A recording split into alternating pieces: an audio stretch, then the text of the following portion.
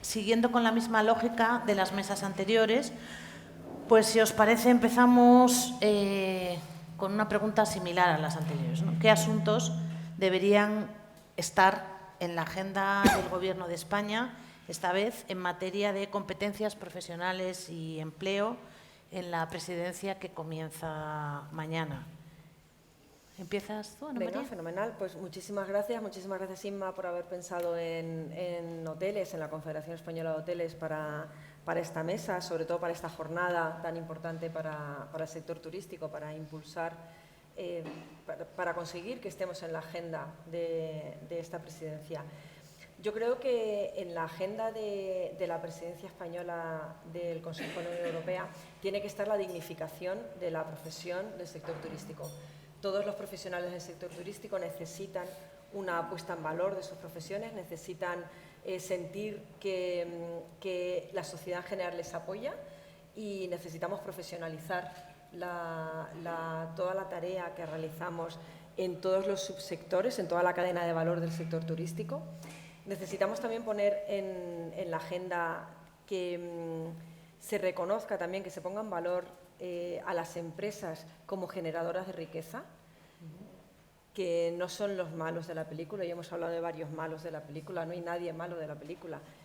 Tenemos que poner en valor esta capacidad de las empresas de generar riqueza, pero por supuesto que tenemos que impulsar los criterios ESG para que estas empresas sean responsables en cómo trasladar esta riqueza al resto de agentes de la sociedad. Tenemos que conseguir que la empresa devuelva a la sociedad, devuelva a los proveedores, a los empleados, a los socios, también al medio ambiente, esta riqueza que han generado. Entonces, lo importante para la agenda, yo creo, es dignificación de la profesión del sector turístico y puesta en valor de las empresas como generadoras de riqueza. Muy bien. Jaime. Bueno, pues igualmente me sumo a los agradecimientos. Muchas gracias a COE por la invitación, muchas gracias Inmaculada. Además está muy bien hacerlo justo en la antesala del inicio de la presidencia de la Unión Europea. Yo represento al sector del transporte en autobús, que está estrechamente vinculado al turismo, y en este caso nosotros lo que entendemos que la presidencia de la Unión Europea, estamos en un momento de mucho cambio, mucha transformación digital, obligación de descarbonización de flotas, etcétera, etcétera, pero tenemos un grave problema de escasez de personal conductor. El personal conductor está altamente influenciado por la normativa europea que exige su formación, su capacitación, la habilitación de desarrollo de todo tipo de habilidades para desarrollar su profesión. Por lo cual, evidentemente, entendemos que ese es un tema que debería formar parte de la agenda europea de la presidencia española. Además, estamos en el Año Europeo de las Competencias, por lo cual sería importante pues, que ese tema se abordase. Y no solamente revisar la normativa que hay o estudiar un poco la posible revisión, sino también repensar, es decir, con la transformación digital, con la sostenibilidad, la forma de conducir, la forma de las habilidades que necesita un conductor son totalmente distintas de lo que requiere un vehículo de los que hasta ahora utilizamos. Un vehículo eléctrico, un autobús eléctrico no se conduce de la misma manera que un autobús propulsado por diésel, de la misma manera que un autobús de hidrógeno, que todavía no los hay a pruebas pilotas, lo mismo. Y además, bueno, pues son vehículos que con toda la digitalización y todo lo que lleva a bordo, pues la forma en la que interactúa el conductor con el vehículo y con el centro de operaciones de la empresa, nada tiene que ver. Entonces, todo ese, digamos, todo lo que lleva, porque además viene todo de normativa comunitaria, pues se tiene que repensar, ¿no? Es decir, es verdad que quizás lo que observamos nosotros como Confebus es que todos los planes de la Unión Europea vienen más enfocados al trabajador, utilizando jerga comunitaria, white collar, y quizás aquí lo que tenemos que pensar es más en el blue collar. Muchas gracias. Emilio. Pues muchas gracias, María. Yo quiero, además de agradecer, reconocer el gran trabajo que están haciendo Juan e Inma en este Consejo de Turismo, porque en espacios como este, de verdad, tenemos la ocasión de intercambiar opiniones, generar puntos en común y de verdad hacer más fuerte y generar más una voz única para el sector. Agradeceros también a la Administración el papel que estáis teniendo hoy, porque lo normal es que la Administración venga, suelte su rollo y se largue. Y en este caso os estáis quedando, estáis escuchando, lo digo en serio, suele ser lo habitual, ¿no? La Administración llega, pum, y en este caso creo que si de verdad no dejamos solo como un titular esa colaboración público-privada, privada-pública, espacios de este tipo son los que tienen que funcionar para que entendamos cuáles son nuestros posicionamientos y argumentos. Y gracias a todos por quedaros aquí, porque un viernes, junio, con el calor que hace, jornadas intensivas, a estas horas, un agradecimiento también que estéis todos compartiendo. A ver, Presidencia europea, ¿qué es lo que nosotros nos gustaría plantear y por elegir algunas prioridades? Porque serían tantas cosas. Yo primero diría, y de acuerdo en las cuestiones que se han anticipado aquí, la dignificación del sector, como ha dicho Ana. Uno, Unión Europea es determinante y tiene como política fundamental los flujos migratorios y la defensa de fronteras exteriores. Esto parece que no, pero condiciona mucho las posibilidades de evolución de sectores como el nuestro, en cómo vengan turistas de otros países, pero sobre todo en cómo podamos rejuvenecer y reemplazar trabajadores, profesionales, para sectores que somos muy intensivos en recursos humanos, como es el nuestro. Entonces, la Unión Europea, en sus políticas de migración, que son fundamentales y muy heavies. Ha habido un país, como el Reino Unido, que se ha ido de la Unión Europea básicamente por esta política. Si no integramos aspectos de nuestra vida cotidiana que tienen que ver con esas grandes decisiones que se toman a nivel de la Unión Europea, estaremos complicando, por ejemplo, la evolución de sectores como el nuestro. Entonces, yo lo primero que diría es, en esa visión de la gestión de flujos migratorios, sectores como el turismo tenemos que entrar. Segundo punto, la formación. Estamos con la digitalización, pero esto combinado con la pandemia, con el COVID, ha generado una revolución en los procesos de formación. Nosotros, antes del COVID, había cosas que no concebíamos que se pudieran formar si no era solamente presencial. Hoy todo se puede aprender con un tutorial. Otra cosa es que luego la destreza o la práctica la tengas que desarrollar con la práctica, pero se puede aprender en digital.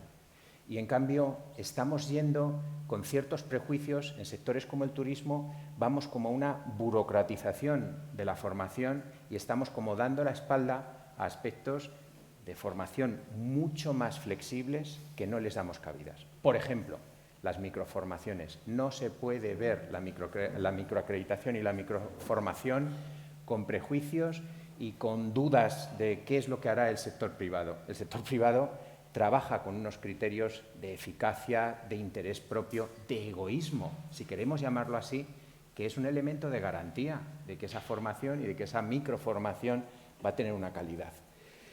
Y luego, el tercer punto que me gustaría apuntar es el papel de las organizaciones. Yo creo que a las sociedades a las que vamos, que son sociedades donde el tiempo libre, la felicidad, la mesa anterior hablaba de medir. Cada vez vamos a sociedades más hedonistas, con más tiempo disponible y donde el factor felicidad es más importante para que una empresa tenga éxito, para que un equipo trabaje de manera más productiva, para retener talento en un entorno. Por lo tanto, el turismo, la hostelería, es una gran actividad generadora de felicidad. Entonces, esto en esa Unión Europea que tiene muchos think tanks, que tiene muchas políticas estratégicas, tiene que entenderlo. Este no es un sector complementario, este no es un sector de bajo valor añadido, por el contrario, es un sector que es capaz de generar destinos turísticos, ciudades, regiones, territorios atractivos, que cuando son atractivos, con calidad de vida y cuando son felices, vienen a instalarse otras industrias, vienen a instalarse sistemas de gestión de industria bancaria, de industria del seguro, porque hoy todo se deslocaliza. ¿Y a dónde van?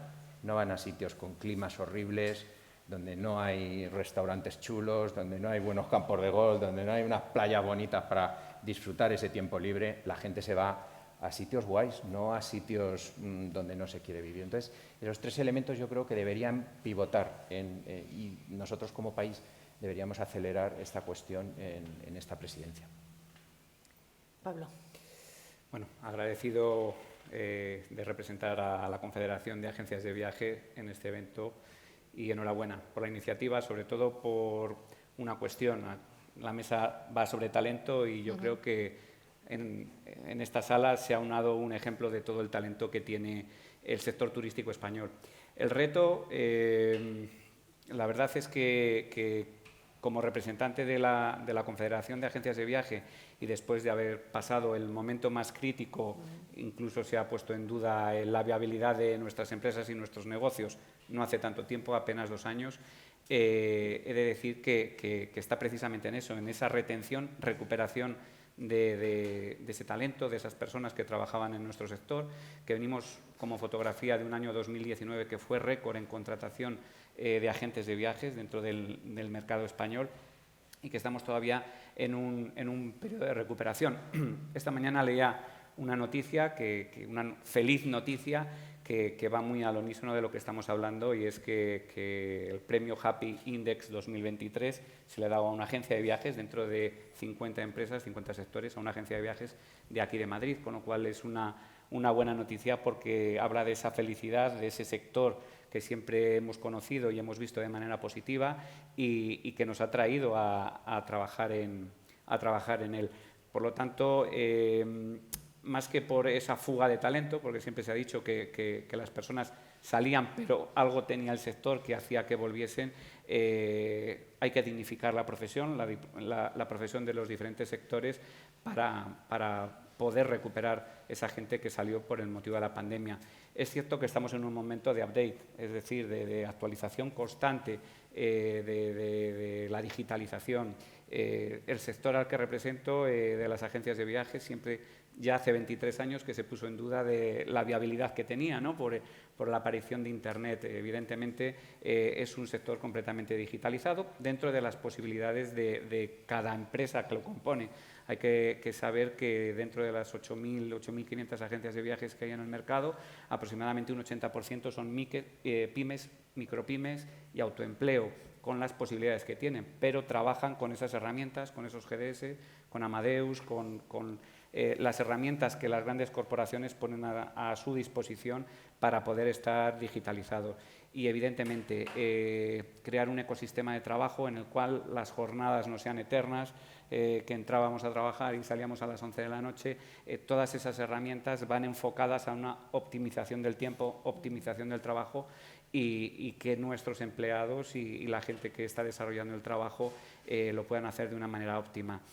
Pero yo creo que el reto principal, y nosotros como visión transversal del sector, porque al final trabajamos con todos los subsectores, compañías aéreas, rentacar, alojamientos y todos los demás, yo lo que sí que pediría es que si somos un ejemplo a nivel mundial como sector, sí hemos demostrado que en los momentos difíciles, pospandemia, pero también en la anterior crisis, y el sector tractor de este país ha sido la industria turística, que lo extrapolemos a Europa con esa gobernabilidad que se va a tener. Un ejemplo de políticas público-privadas es lo que tenemos aquí, eso debería ser allí. El comité de expertos, aquí a las pruebas me remito, donde hay que consultar, está aquí, y eso puede ser bueno porque, evidentemente, cada país de la Unión Europea tiene unos intereses y la conectividad doméstica que puede tener España respecto a los países de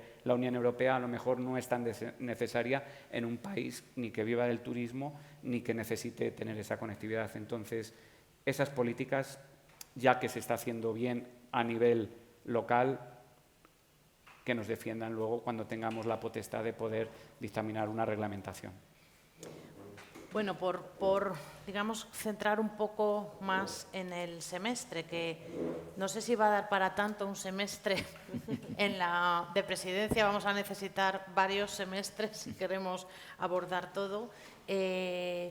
Yo creo que para no generarnos frustración, lo ideal sería ser conscientes de que en 6 meses de trabajo tienes una capacidad limitada, tienes que tener unos objetivos determinados y tienes que conocer, digamos, las 2 reglas básicas del juego que la Comisión lleva años, ¿no?, poniendo encima de la mesa. Uno es que en Europa se intenta avanzar hacia la homogeneidad, pero al mismo tiempo se es muy respetuoso con los contextos de país, ¿no? O sea, que ellos son muy conscientes de que allí dentro hay muchas culturas diferentes.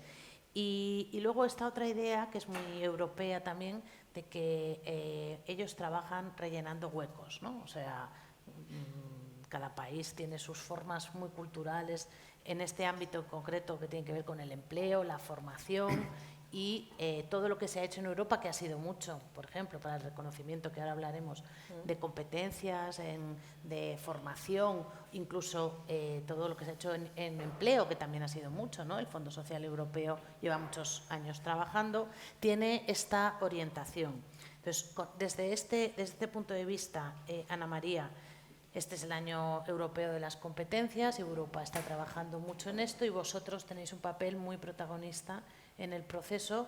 Pues cuéntanos un poco dónde estamos y dinos qué nos falta, ¿no?, ahí. Mira, pues estamos ahora en un momento muy interesante y además muy propicio, y tenemos la suerte justo de este semestre ahora de nuestra presidencia, porque el turismo ya lleva hablando de competencias muchos años. En verano de 2021 ya entregamos a la Comisión la Blueprint Strategy del turismo. Entonces, esto ya se entregó en el 2021. La Comisión desde entonces sabe cuáles son estas competencias necesarias para el sector turístico y también sabe que la forma de implantar la formación por competencias es teniendo en cuenta a escuchar al sector privado, a la industria, a las empresas, y también escuchar qué pueden hacer las entidades de formación. Todo esto, por supuesto, con la gobernanza del sector público. Entonces, esto ya se entregó en la Blueprint Strategy, ya te digo, en verano del 2021. Ahora, ¿qué estamos haciendo? Pues a partir de principios del 2022 estamos trabajando en un proyecto también financiado por la Unión Europea, un Erasmus+, que se llama Pantur, en donde hay socios de 13 países distintos. La clave del éxito de este proyecto es que la mitad de los socios representan industria y la mitad de los socios representan entidades de formación.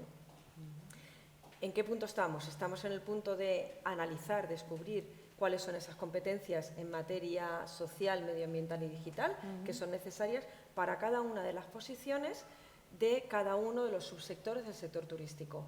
Lo que estamos haciendo ahora es un doble trabajo. Por un lado, estamos desarrollando de qué manera podemos impartir, cómo podemos favorecer que los profesionales del sector adquieran estas competencias, pero también estamos trabajando en implantar en cada uno de los 9 países donde tenemos socios Pantur, estamos implantando unos foros de competencia, unos grupos de trabajo formado, como te he dicho, por estos 3 tipos de agente: industria, formación y sector público.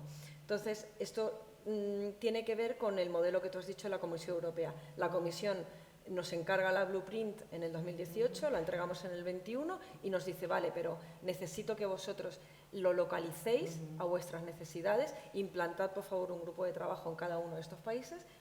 El de España, todos están ya funcionando, pero el de España arrancó hace el 15 de mayo, el 17 de mayo tuvimos la primera reunión y ya te digo que estamos trabajando en esto. ¿Qué nos falta? Nos falta, bueno, pues un mayor impulso, te hablo ya desde España, nos hace falta que lo localicemos aún más en España, que seamos conscientes en España de la suerte que tenemos de tener esta financiación europea para poder focalizarnos mucho más. Tenemos que ser conscientes de que los empresarios lo que tienen que hacer es buscar competencias en los trabajadores, en los profesionales, y que ya la parte operativa ya se la darán las empresas. Es decir, las personas llegamos a nuestra empresa, a nuestro puesto de trabajo, con una serie de competencias. Y en cada puesto de trabajo, para cada labor que me tienen a mí que encomendar, ya será el empresario quien me diga cómo yo coloco mis competencias y logro conseguir un resultado. Entonces, esta formación por competencias es lo que nos va a permitir ocupar distintas posiciones dentro del sector. Y tenemos que ser conscientes, además, de que, también lo hemos dicho, alguien lo acaban de decir ahora en la mesa anterior, de que no pensemos solo en que el sector turístico necesita competencias turísticas. No, necesitamos competencias digitales, como muy bien habéis dicho en la mesa anterior, necesitamos competencias medioambientales, como también se ha dicho, y necesitamos competencias sociales. Necesitamos, y además no solo para los clientes externos, sino también para el cliente interno. El empleado también está en el centro de las políticas. No puede ser que solamente tengamos esta vocación de ser anfitriones hacia el cliente externo. Primero tenemos que ser anfitriones de nuestros clientes internos, que serán los que después den la cara con el cliente. Muy interesante. Jaime, antes hablabas de que hay problemas no solamente para conductores de autobuses, ¿no? Hay problemas para muchos perfiles en el sector turístico desde la pandemia, de personas que se han movido a otros espacios y que ahora es difícil recuperarlos. ¿Cómo imaginas o imaginas que puede funcionar algo como lo que planteaba la Secretaria de Estado de trabajar a nivel europeo, no solo con un espacio que hiciera un reconocimiento de competencias que permitiera saber quién tiene al otro lado, sino que esto conllevara que los trabajadores turísticos con perfiles muy determinados de otros países pudieran hacer temporadas aquí, los nuestros allí, aprovechar esta estacionalidad que es diferente en tu espacio concreto? ¿Te parece que podría funcionar? Sí, sí, por supuesto.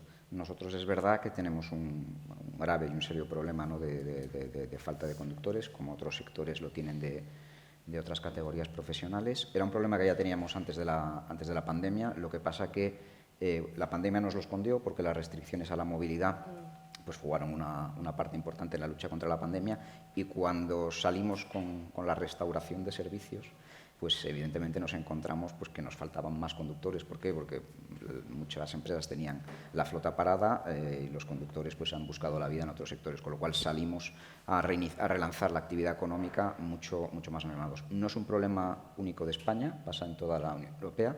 Si me apuras, pasa también incluso fuera de la Unión Europea. Hay países como Estados Unidos, incluso países del entorno europeo que no son UE, que tienen el problema. Y es verdad que el tema de las competencias es importante, porque al final, para poder trabajar como conductor de autobús, de camión pasa lo mismo, todo viene condicionado por normativa europea con una serie de habilitaciones que no tienen fuera de la Unión Europea. De hecho, yo quiero traer un conductor, por ejemplo, de Latinoamérica. Yo no necesito solo el carnet de conducir, necesito un certificado de aptitud profesional que solo se expide en Europa. No existe un sistema de reconocimiento de ese certificado de aptitud profesional. Yo puedo traer el conductor, pero no puede trabajar de conductor, con lo cual no tiene ningún sentido. Lo tengo que traer con toda la burocracia que implica traer trabajadores de terceros países, y puedo tener 6 meses o un año formándose sin poder hacer su trabajo. Y coincide casualmente en esta presidencia española, que tiene un poco de trampa, ¿no?, porque el segundo semestre siempre es más complicado, entre las vacaciones del verano y las Navidades, que tienes menos tiempo para reuniones, no es como la del primer semestre, que prácticamente del 1 de enero al 30 de junio tienes para poder, digamos, mantener reuniones y tener contactos bilaterales con las distintas delegaciones, hay 2 dosieres encima de la mesa precisamente que abordan el tema de los conductores profesionales, que uno es la directiva del carnet de conducir, y otros son el reglamento de tiempos de conducción y descanso que tienen que seguir los conductores de autobuses discrecionales, es decir, los más vinculados al turismo. Son iniciativas que España pues puede trabajar a nivel del Consejo para buscar generar sinergias, consensos. No sé si le dará tiempo en 6 meses, pero por lo menos sentar las bases para poder introducir cuestiones que permitan pues, esto, ¿no?, poder de alguna manera establecer un sistema de equivalencias más a nivel internacional, o que permitamos poder intercambiar algún tipo de experiencia, porque sí que existen en España, hay como 30 convenios de canje de permisos de conducir, que algunos incluyen, bueno, que los 30 incluyen el carnet de autobús, pero no el certificado de aptitud profesional, que es normativa, es una directiva comunitaria y solo la tenemos en Europa, y yo ni puedo por la normativa formarlos allí, me los tengo que traer aquí, y aún así, una vez que los tengo aquí, pues están mucho tiempo hasta que sacan toda esta habilitación.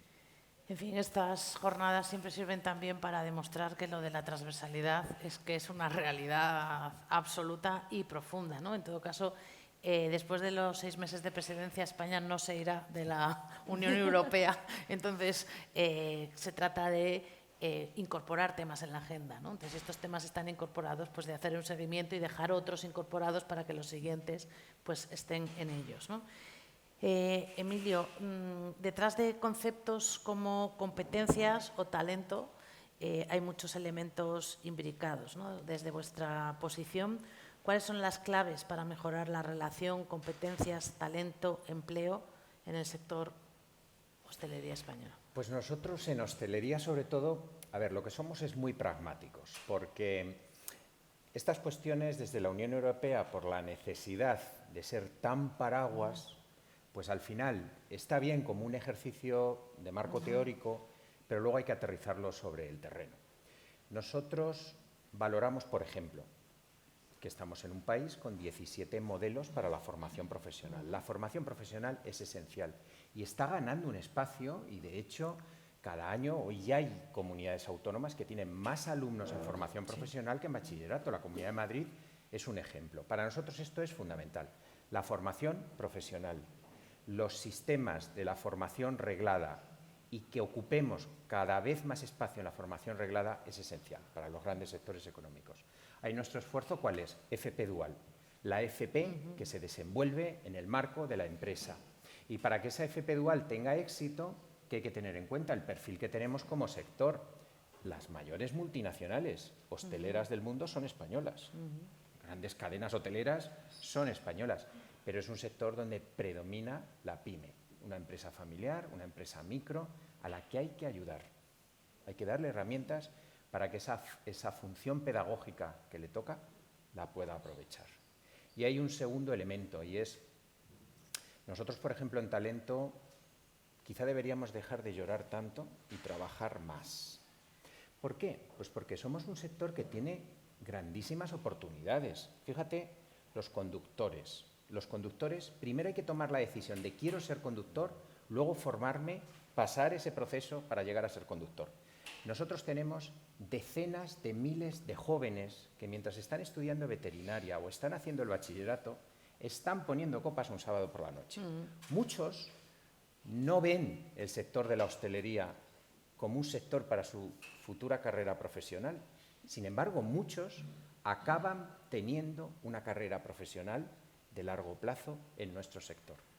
Tenemos que ponernos a ser más atractivos, más seductores de toda esa cantidad de jóvenes que pasan y que tienen como primer acceso al empleo, al mundo laboral, el sector de hostelería. ¿Cuántos de los trabajadores que luego terminan sus estudios, se incorporan a otros sectores, su bautismo, es decir, el número de la seguridad social, nació en un contrato y una empresa de hostelería? Por lo tanto, y yo esto se lo digo, aquí hay algún empresario que está en nuestras reuniones, en nuestras juntas directivas, en nuestras asambleas, dejemos de quejarnos porque hay 1.900.000 trabajadores en hostelería. Este mes de julio vamos a llegar al 1.900.000. En el mes de abril, de los 240.000 nuevos contratos que hizo España, 120.000 fueron de hostelería. En mayo, 60.000. Y como digo, ahora otros 50 y tantos mil, que vamos a llegar al 1.900.000. Nosotros tenemos más, referente al talento, un problema de identificación, seducción, integración y retención, más que de la pura captación. Esto en comparación con otros sectores económicos en estos momentos. Entonces, creo que hay que establecer mecanismos más informales pero más eficaces para formar en el seno de la empresa, de la gran y de la pequeña empresa, y en ese sentido poder desarrollar unas carreras profesionales mucho más diversificadas, muy flexibles, que tienen que ser de pequeños eslabones de formación. Nuestros trabajadores, por ejemplo, no vienen de unos ámbitos académicos o no suelen venir de unos ámbitos académicos, no tienen un hábito de estudio de periodos largos de duración. Por lo tanto, hay que concatenar pequeñas píldoras formativas pero que tengan una secuencia lógica, que a lo largo del tiempo esa acumulación de formaciones que se van superponiendo, encadenando, van dando un profesional de alto nivel. Esto es lo que tenemos que construir, lo que tenemos que generar, y en ese sentido creo que los sectores privados muchas veces también tenemos que dejar de nada más pedir a las administraciones y pedir o ponernos a llorar, y hacer un poquito también nuestros deberes, nuestro trabajo, porque lo vemos claramente en algunos territorios. El problema de no encontrar trabajadores es el problema de la vivienda. Si solucionas el problema de la vivienda, resulta que sí tienes trabajadores. Pues entonces no tienes ni un problema de trabajadores, ni un problema como sector, ni un problema de imagen. Lo que es un problema de estructura que tienes que, de logística, que tienes que solucionar, ¿no? Entonces, no todo es problema del sector, de la imagen, de la atracción, del talento, sino que lo tenemos que incorporar así. Ahora estamos teniendo una experiencia que yo tengo que reconocer magnífica de este Gobierno, y es el arraigo por formación. O sea, tenemos que ser sinceros, hay personas irregulares, extranjeros que están en situación de irregularidad en nuestro país, en la economía sumergida, muchos aprovechándose de la economía sumergida, otros explotados por la economía sumergida. Se está haciendo ahora un proceso de regularización vinculado a la formación, el arraigo por formación. Por primera vez hemos tenido un proceso en el que la formación está permitiendo quitar presión al mercado laboral, regularizar. Cuando regularizamos a una persona, normalmente lo que estamos es quitando gasolina a economía sumergida, a competencia desleal de nuestras empresas, y estamos formando en la formalidad. Porque cuando las personas o los jóvenes lo primero que empiezan a ver es informalidad, cuidado, que se pueden viciar, que luego eso es un círculo vicioso. Por lo tanto, esto lo tenemos que volver. Yo creo que la formación y hacerlo con criterios flexibles es la gran oportunidad. La tenemos que trabajar con la oportunidad que nos da un sector que no exige titulaciones para incorporar trabajadores, y eso, sinceramente, es una oportunidad, pero tenemos que ponernos a darle formalidad, seriedad, itinerario y reconocimientos de esa fórmula. Sí, hay que imaginar nuevas formas, como en todas las mesas. Y Pablo, en general, Europa está muy orientada a trabajar en el fortalecimiento de las competencias, ¿no? Como comentábamos antes, lleva muchos años en este ámbito. Pero ¿qué iniciativas específicas sobre competencias, formación o empleo tendrían sentido que las impulsemos a nivel de escala europea para fortalecer específicamente el sector de agencias de viaje? Yo creo que en ese sentido el principal reto que nos puede hacer mucho más competitivos es toda la formación en todos esos ámbitos que además son los que están pidiendo. Ámbitos de sostenibilidad social, medioambiental, digitalización, partiendo del hecho de que estoy hablando de un 80% del parque de agencia de viajes, pymes o micropymes, el acceso a esas formaciones se les hace muy tediosas. Pongo el ejemplo del kit digital ahora, ¿no? que tenemos aquí en España. En muchos casos, en muchos de los negocios, el acceso a ese kit digital genera la duda de la formación que debo de tener para la usabilidad de esas herramientas. Porque muchas veces dices, ¿en qué me quedo? ¿Para qué me va a valer? ¿Qué futuro desarrollo tengo con esto?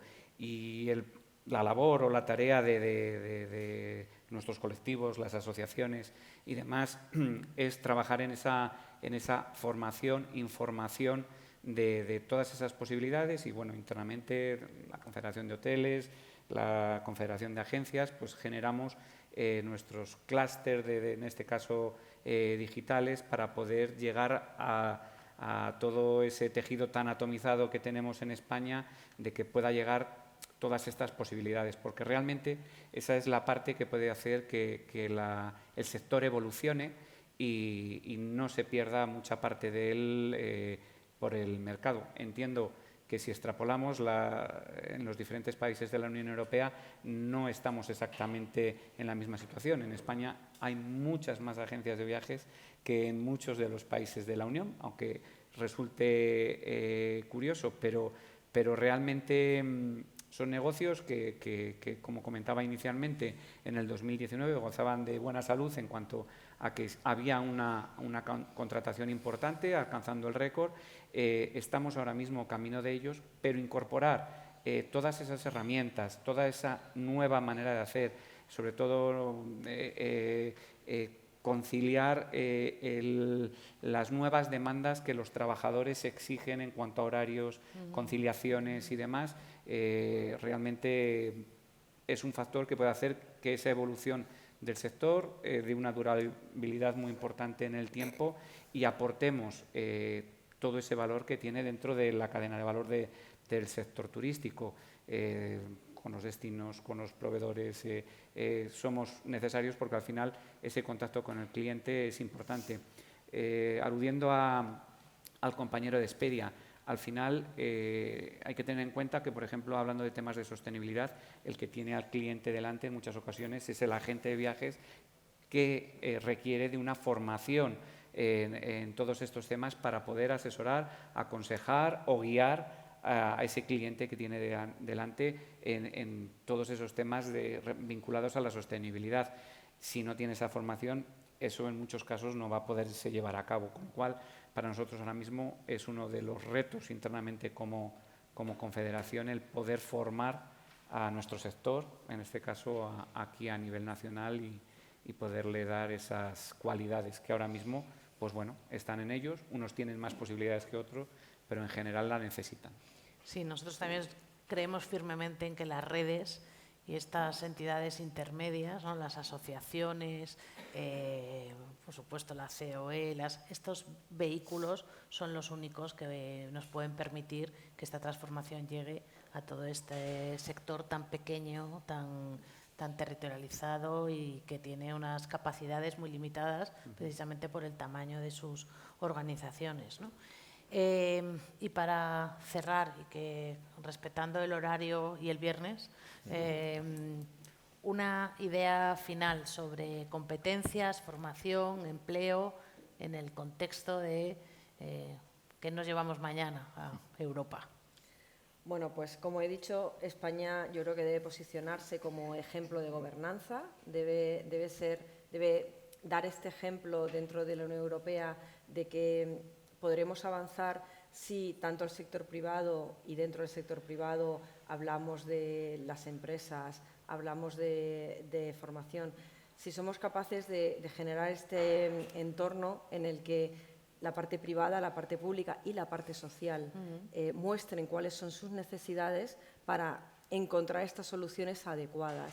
Debemos ser capaces también, durante esta presidencia de la Unión Europea, de demostrar que el sector turístico, los profesionales del sector turístico, no son solo los que vemos, sino que tenemos muchísimas actividades que pivotan sobre nosotros. Tenemos muchísimas agencias de marketing de comunicación, empresas de telecomunicaciones que solo trabajan para el sector turístico. Tenemos estudios de arquitectura, estudios de interiorismo que solo trabajan para el sector turístico y no les englobamos dentro de las estadísticas del sector turístico. Ahí me da mucha pena cuando vemos la pirámide de las personas formadas, ¿no? Lo que decía Emilio, de qué tipo de formación tienen las personas que trabajan para el sector turístico. Nos olvidamos de los arquitectos, no están en estas estadísticas, nos olvidamos de los ingenieros con 3 másters de un montón de cosas. De estos no aparecen los ingenieros aeronáuticos, los pilotos de avión no aparecen. Entonces, todos estos es una pena que no estén. Entonces, debemos ser capaces de englobarles de alguna manera y de hacer conscientes a la sociedad de que el sector turístico es mucho más que las personas que vemos que nos atienden en los establecimientos.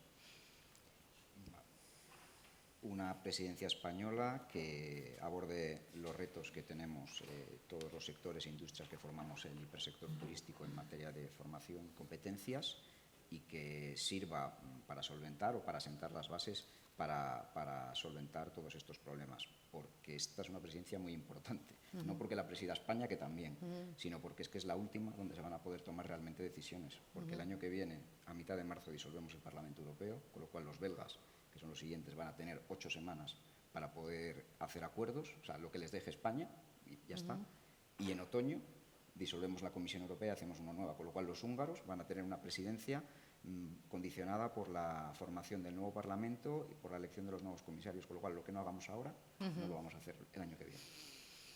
Emilio.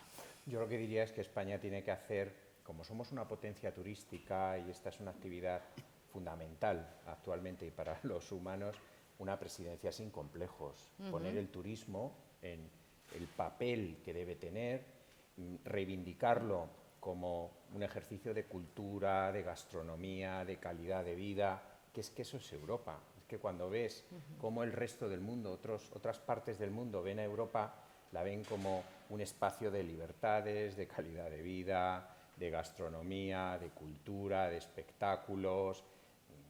Por lo tanto, yo creo que todo eso lo tenemos que saber aprovechar, construir el relato, como se dice ahora, y que a Europa, a los países europeos, se les quiten un poquito esos complejos y esas prevenciones hacia el sector. Porque si eso lo conseguimos, que es un intangible, yo creo que luego cuando hablemos de la formación profesional, de las competencias, de todo eso, será más fácil.